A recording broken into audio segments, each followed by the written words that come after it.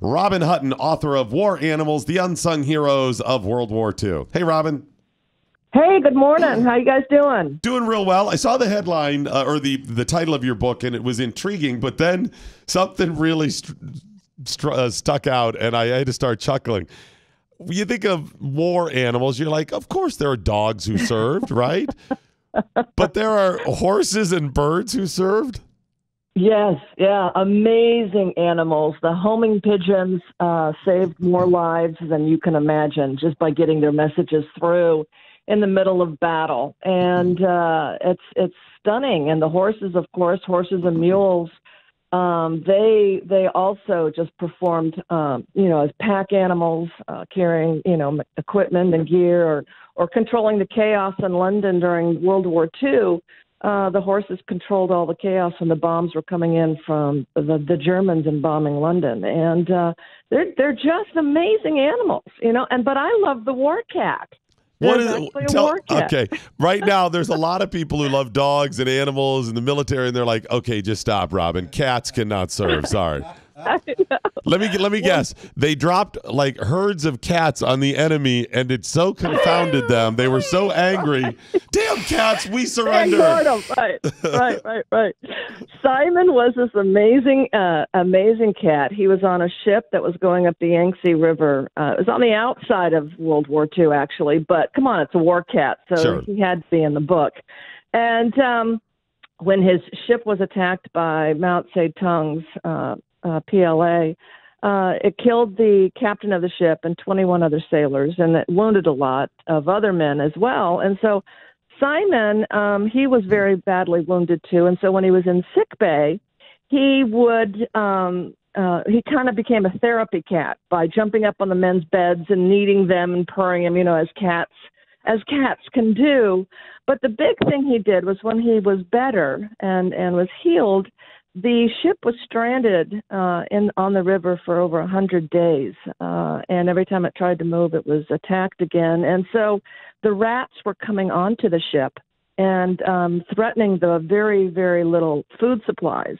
And so Simon would catch at least one rat a day and save the food supplies and also save the ship from disease that the rats would bring. So finally, when the ship made a run for it, and made it to Hong Kong, the crew and Simon became huge heroes. Just the newsreels. If you look on YouTube and stuff at these things, you see the guys coming down the gangplank and little old Simon there, and it's really quite amazing how he saved the lives of the men because he saved their food. That's really an interesting story. Although it is a little like if I were Simon celebrating me for eating a pizza a day in order to keep. Like, Doc protected the food supply by eating a pizza a day. This is great. Tell me about G.I. Joe, the pigeon.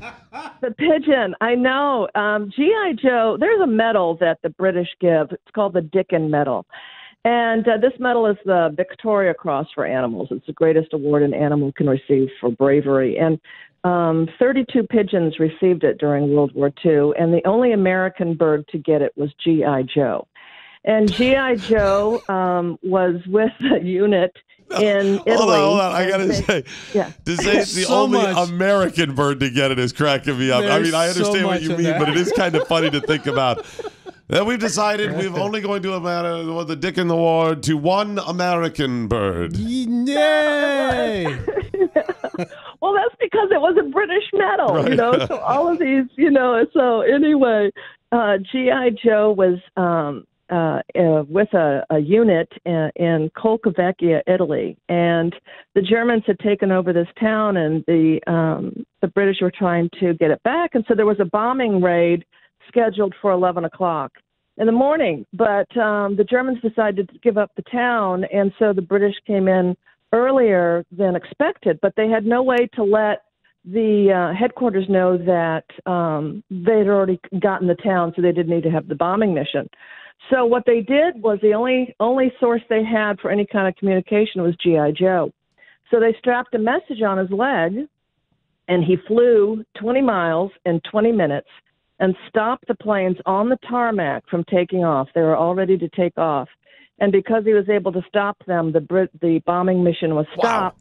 and he saved the lives of over 100 British soldiers. Okay, so, is 20 miles in 20 minutes? Is that a standard pace for them? I didn't realize they could fly that fast.